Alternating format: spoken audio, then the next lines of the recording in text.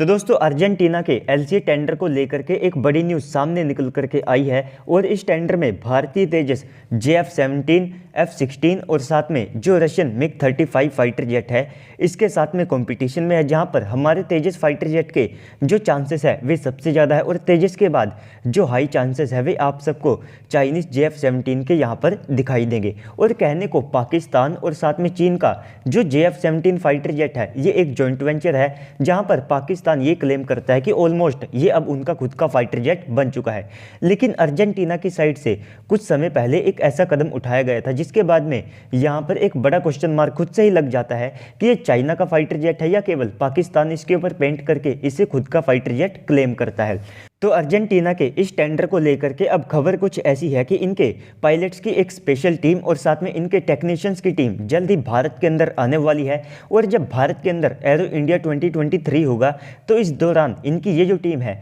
ये भारतीय तेजस को जांचेगी और इसका इस बार डीपली इवेल्युएशन किया जाएगा। तो इससे पहले भी जब भारत ने डिफेंस एक्सपो होस्ट किया था तो इनका एक डेलीगेशन भारत के अंदर आया था, जहाँ पर इन्होंने HAL की जो प्रोडक्शन फैसिलिटी है उसको विजिट किया था और साथ ही साथ हमारे LUH हेलीकॉप्टर, LCH हेलीकॉप्टर और साथ में जो तेजस फाइटर जेट है इनको यहाँ पर थोड़ा बहुत जांचा था। तो वहाँ पर इनका जो इंटरेस्ट है वो भारत को अच्छा खासा देखने को मिला था, लेकिन उस समय इन्होंने थोड़ा बहुत ही हमारे इन एयरक्राफ्ट को इवेल्युएट किया था। लेकिन अब फाइनली एरो इंडिया में जब ये भारत के अंदर आएंगे तो हमारे तेजस फाइटर जेट को यहाँ पर काफ़ी ज़्यादा ब्रीफली और साथ में डीपली इवेल्युएट किया जाएगा। उसमें क्या कमियाँ हैं, क्या उसकी खूबियाँ हैं, उनको फाइनली अर्जेंटीना की वायुसेना के द्वारा नोटिस किया जाएगा। इसी के साथ में यहाँ पर ये पहले से ही JF-17 फाइटर जेट को चाइना के अंदर जाकर के इवेल्युएट कर चुके हैं, जबकि इनको ये प्रोसेस पाकिस्तान के अंदर करना चाहिए था। लेकिन खैर ये तो बात का मुद्दा है। इसी के साथ में यहाँ पर हमको कहीं ना कहीं एक टाइम भी मिल चुका है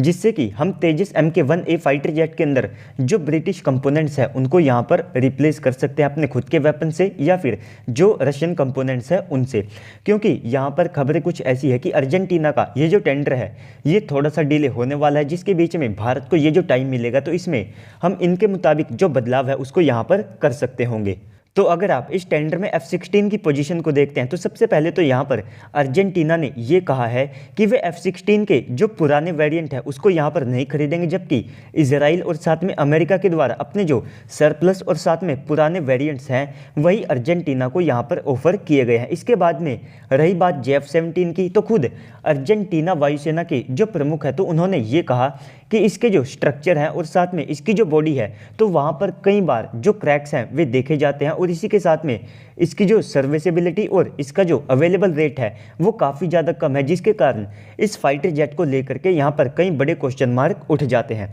रही बात तेजस की, तो भारत को डेफिनेटली यहाँ पर जो ब्रिटिश ओरिजिन के कंपोनेंट्स हैं उनको रिप्लेस करना पड़ेगा और इसकी कहीं ना कहीं जो कॉस्ट है वो भारत को कम करनी पड़ेगी, जिससे कि अर्जेंटीना जैसे जो कम बजट वाली कंट्रीज है वे भी इस फाइटर जेट को खरीद पाए। इसके बाद रही बात, जब मान लीजिए अगर ये डील हो जाती है तो क्या भारत समय के ऊपर इन एयरक्राफ्ट को डिलीवर कर पाएगा या फिर नहीं, क्योंकि केवल एक साल के अंदर फाइनली HAL के द्वारा हमारे जो 83 तेजस MK-1A फाइटर जेट है तो वो भी भारतीय वायुसेना को मिलना शुरू हो जाएंगे। तो इस बीच क्या हम तेजस को एक्सपोर्ट भी कर सकते होंगे। तो HAL का यहाँ पर ये प्लान है कि स्पेशल एक जो असेंबली लाइन है उसको केवल एक्सपोर्ट के लिए यूज़ किया जाएगा, जिससे कि इजिप्ट जैसे, अर्जेंटीना जैसे और साथ में मलेशिया जैसे जो कंट्रीज़ है तो इन देशों को इस प्रोडक्शन लाइन से हमारे तेजस फाइटर जेट एक्सपोर्ट किए जा सकें। बाकी यहाँ पर अर्जेंटीना इन नए फाइटर जेट से अपने जो पुराने अमेरिकन फाइटर जेट्स हैं उनको रिप्लेस करना चाहता है। और अगर यहाँ पर ये भारतीय तेजस को खरीदते हैं तो कहीं ना कहीं